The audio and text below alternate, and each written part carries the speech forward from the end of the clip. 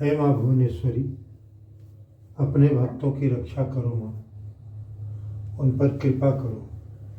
उनके जीवन में जो भी कष्ट है, जो भी विपत्ति है, जो भी दुख है, जो भी समस्या है, सबका समाधान करो माँ, सबका समाधान करो। सबके जीवन में जो भी जिस भी तरह का कष्ट हो उसका निवारण करो। यही आपसे मेरी अरदास है। अपने भक्तों पर दृष्टि बनाए रखो सदैव। उनके जीवन में कोई भी प्रॉब्लम हो, कोई भी समस्या हो, उसका समाधान करो माँ। जिसकी अर्जी यहाँ लग जाए माँ, उसकी अर्जी पर सुनवाई करो, उसकी मनोकामना पूर्ण हो, उसके जीवन से दुख विपत्ति हटे भगवती। ऐसे ही कृपा करो माँ, ऐसी कृपा करो, ऐसी कृपा करो माँ। आपके चरणों में सबके लिए अरदास लगाता हूँ। त्राहिमाम त्राहिमाम त्राहिमाम।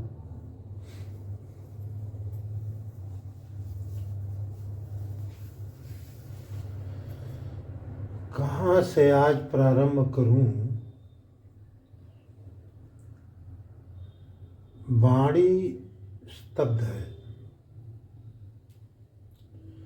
जब से माँ के आदेश से मैंने अर्जी लगानी शुरू की है, मैं इतना समझता नहीं था कि दुनिया में इतना दुख है। मैं लोगों को सोचता था कि हाँ ठीक है, जीवन है, सबके जीवन में समस्याएं आती हैं जाती हैं और लोग किसी न किसी तरह से उसका समाधान कर लेते हैं, निवारण कर लेते हैं। लेकिन जब से अर्जी लगाने की जिम्मेदारी या ड्यूटी या नौकरी, जो भी आप समझें, भगवती ने दी है अपने चरणों में अपने पास लगाने के लिए, तब से लोगों का जिनकी अर्जी लगती है उनकी समस्याएं भी लिखी जाती हैं उस पर कि ये समस्या है। उनके नाम से संकल्प होता है अर्जी का और संकल्प करके तब लिखा जाता है उस पर कि ये समस्या माँ, इसका समाधान भी हो। इसी समस्या के कारण से उनकी अर्जी लग रही है। ऐसी ऐसी समस्याएं दुनिया में सुनने को मिल रही हैं। मेरा तो लगता है जैसे धड़कन तेज हो गई। आज तो मैं माँ की पूजा में बैठा था तो मैंने कहा, भगवती कौन सी जिम्मेदारी, ये क्या आपने हमको दे दिया है, इससे मुक्ति दिलाओ हमको। क्योंकि अर्जी लगाना, लोगों की समस्याएं सुनना और उनका दुख सुनना, ये तो मेरे एकदम बस के बाहर की बात हो गई है। मैं 24 घंटा लोगों के दुखों को ही सोचता रहता हूँ। जब भी माँ के पास बैठता हूँ तो बस यही कहता हूँ, माई फला की इस तरह की परेशानी है, उसका निवारण करो, उनकी ऐसी परेशानी है, उसका निवारण करो। बस दिन भर अपनी पूजा के बाद बस यही कहता रहता हूँ लोगों के लिए, और लोगों की समस्याएं दिमाग में घूमती हैं। मतलब एकदम समझिए कि जैसे पागल हो जाए आदमी, इस तरह से। ऐसे ऐसे संकट, ऐसी ऐसी प्रॉब्लम, ऐसी ऐसी समस्या, बाप रे, ऐसे ऐसे लोग भी इस दुनिया में पड़े हुए हैं। ओहो, क्या कहें। मैं तो समझता हूँ, मैं तो कह तो रहा हूँ, वाणी स्तब्ध है, कुछ कह नहीं पा रहा हूँ। माँ सबके कष्ट को दूर करें, बस अब क्या कहें। हम तो, हमारे तो समझ में इतना ही आता है कि उन्होंने ड्यूटी दी हुई है अर्जी लगाने की, तो ज़रूर वो सुनवाई कर निश्चित ही करती हैं। वो जिनका इस योग्य होता है, जिनके प्रारब्ध मतलब ऐसे होते हैं कि उनकी सुनवाई कर सकें वो। अब हम तो यही कहेंगे कि भाई संसार में हम अपने तीन चीज़ मेरे समझ में आई है। सबसे पहली बात है कि हम अपने कर्म को सुधारें। क्योंकि आज जो भी कष्ट या दंड मुझे मिल रहा है, कहीं न कहीं मुझसे कोई न कोई अपराध, कोई न कोई गलती भूतकाल में हो चुकी है। पहले मुझसे ऐसी गलती हो चुकी है, ऐसे अपराध हो चुके हैं कि मैं जो है आज उसे भोगने के लिए बाध्य हूं। तो सबसे प्रथम जो मेरी समझ में जो बात आई वो ये कि सबसे पहले हम अपने कर्म को सुधारें, हमारा कर्म सुधर जाए। दूसरी बात, हम सेवा करें। जरूरी नहीं किसी व्यक्ति की, जीव जंतु पशु पक्षी वृक्ष अतिथि कोई भी दरवाजे पे आ गया, कुछ भी हम कर सकते हैं उसके लिए। थोड़ा सा आधी रोटी का एक छोटा सा टुकड़ा हम उसे दे दें, उसके पेट में चला जाए। दूसरा काम ये। और तीसरा काम, अपने इष्ट अपने देवी देवता के प्रति अनन्य भाव से हम उनका भजन करें। ये 3 उपाय जो मेरी समझ में आते हैं, व्यक्ति करे तो बहुत हद तक उसके प्रारब्ध घटते हैं। लेकिन अब ये आज ज्ञान देना, आज कोई व्यक्ति बहुत समस्या में है, उसे मैं ज्ञान दूं कि ये करो, भगवान का नाम लो जल्दी के, तो इससे उद्धार हो जाएगा। बहुत लोग नाम ले रहे हैं, उनकी संख्या की कोई कमी नहीं, करोड़ों में लोग नाम ले रहे हैं, लेकिन दुख भोग रहे हैं। उनको अपने दुखों से तत्काल मुक्ति का उपाय चाहिए। उनको मैं कोई मंत्र दे दूं, कोई नाम जप दे दूं और कहूं इसको जपो, इससे आपका कल्याण हो जाएगा।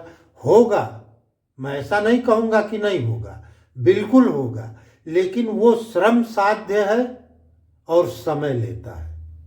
ये नहीं आज हमने नाम जपना शुरू किया या आज हमने मंत्र जपना शुरू किया और आज ही मेरा काम हो जाएगा या 10 दिन में काम हो जाएगा, ये नहीं होगा। उसके लिए आपको पहले तो आपके पुराने प्रारब्ध को काटेगा, फिर वो मंत्र चलना शुरू होगा। तो पता नहीं कौन सा प्रारब्ध है, कौन सी चीज़ लेके हम अपने जीवन में आए हैं पिछले जन्मों से या इस जन्म में।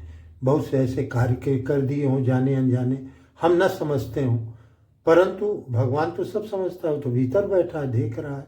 हर क्षण प्रतिपल का हिसाब उसके पास है भाई, उसमें कहीं कोई कटौती नहीं होती है, ये जान लो। हाँ, धीरे धीरे करके जब हम सत्कर्म करते हैं तो फिर उसकी संख्या में घटोत्तरी होती है, धीरे धीरे करके, और उसे झेलने की शक्ति प्राप्त होती है। हाँ, अब इन्होंने आज्ञा दी है, अर्जी लगा, तो अब मैं वो ड्यूटी जब इन्होंने दे दी तो मैं लगा रहा हूँ, तो जरूर कोई न कोई कारण होगा। इनके बहुत से भक्त हैं इस पृथ्वी पर जो नहीं जानते हैं कि मैं पिछले जन्म में इनका ही भक्त रहा हूँ। हो सकता है इस जन्म में इनके भक्त न हो, पिछले जन्म में इनके भक्त रहे हों, तो लेकिन ये तो जानती है कि पिछले जन्म में ये मेरा भक्त था, तो ये तो उनके उसको उस पर वात्सल्य दृष्टि तो रखती है, माँ है। शरीर बदल जाने से आत्मा का सफर तो बंद नहीं हो जाता है, आत्मा तो चलती रहती है। एक शरीर बदला, 2 शरीर बदला, 3 शरीर बदला, 4 शरीर बदला, शरीर तो बदलते रहते हैं और आत्मा की यात्रा तो जारी है। जब तक हम मुक्त न हो जाएं शरीरों से, तब तक तो आत्मा की यात्रा जारी है। तो हम मान लिया पिछले जन्म में इनके भक्त रहे हों, इनके शरण में रहे हों, इस जन्म में मुझे याद नहीं है, तो भी ये याद करती है। और आपको आश्चर्य होगा ये जान के, ऐसे ऐसे लोग आ रहे हैं, कोई दिल्ली से, कोई हरियाणा से, कोई छत्तीसगढ़ से, कोई मध्य प्रदेश से, यूपी में ही कोई लखनऊ से, कोई इलाहाबाद से, कोई देवरिया से, कोई गोरखपुर से, तमाम जगहों से लोग चल के आ रहे हैं कि हम दर्शन करने, अचानक आ जा रहे हैं। अयोध्या दर्शन करने के लिए आए, अचानक उन्होंने ये वीडियो देखा और कहे कि हम भी दर्शन करेंगे, हम आ रहे हैं, आइए, स्वागत है। ये मंदिर 40 वर्षों तक एकदम निषेध रहा, यहाँ किसी का प्रवेश था नहीं, सबका प्रवेश यहाँ वर्जित था, कोई भी इसके अंदर आ नहीं सकता था। अब 40-45 वर्ष तक फिर इन्होंने आज्ञा दे दी कि मेरे भक्तों को आने दें। अब भगवान जाने इनके भक्त कहाँ कहाँ बैठे हुए हैं, ये तो यही जाने, महामाया ही जाने कि इनके भक्त कहाँ कहाँ बैठे हुए हैं। अब जहाँ जहाँ इनके भक्त हैं अचानक वो आ जा रहे हैं, तो मैं जान लेता हूं कि ये इनके भक्त हैं, ऐसे थोड़ी कोई आ रहा है, इनके भक्त हैं तो ही आ रहा है। तो जो माँ का भक्त कहीं भी बैठा है, मेरा ये संदेश पहुंचाने का प्रयास करें लोगों तक कि कहीं भी इनका भक्त कोई बैठा है, हो सकता है आए दर्शन कर जाए, ऐसा हो सकता है, संभव है। तो मैं तो यही आग्रह करूँगा कि मैं सठता नहीं करता हूँ कि या किसी पर मैं अपने विचार थोपता नहीं हूँ कि आप ऐसे ही करो। ये मेरा मंतव्य है कि ये 3 चीज़ जो मैंने बताई है कि अपने इष्ट की सेवा, अपने कर्मों पर दृष्टि, हम कर क्या रहे हैं उस पर हमारी दृष्टि बनी रहे, तो हमारे समझ में आएगा कि कब हमने किसी को तकलीफ दिया या तकलीफ देने का प्रयास मेरे किसी कर्म से हो न जाए। तो और दूसरी बात सेवा, ये 3 चीज़ मेरा आग्रह पूर्वक निवेदन है कि अगर ऐसा करेंगे तो भगवती आपके ऊपर कृपा भी करेगी साक्षात। और बाकी तो उसने ड्यूटी दे दिया है कि लोगों के दुख को सुन और मेरे चरणों में मेरे पास उसको रख। तो मैं अपनी ड्यूटी में लगा हुआ हूँ, बाकी ये जाने, इनका काम जाने, इस पूरे ब्रह्मांड को जो चला रही है शक्ति, मेरी क्या औकात है, मेरी क्या पहुँच है, मेरा क्या सामर्थ्य है कि मैं उसके बारे में कुछ कल्पना करूं, कुछ सोचूं, कुछ कहूं। बाकी आप लोगों से आग्रह है कि मेरा अपना मंतव्य है कि अगर ऐसा करेंगे तो आपके जीवन में निश्चित बदलाव आएगा। बाकी तो आपकी अर्जी आएगी तो ज़रूर लगेगी, उसमें कोई दो राय नहीं है। माँ कल्याणी आपका कल्याण करें, आप पर कृपा करें, यही मेरी इनसे विनती है। और आप सुखी हों, स्वस्थ हों, समृद्ध हों, बस। जय माँ कल्याणी, जय माँ भगवती।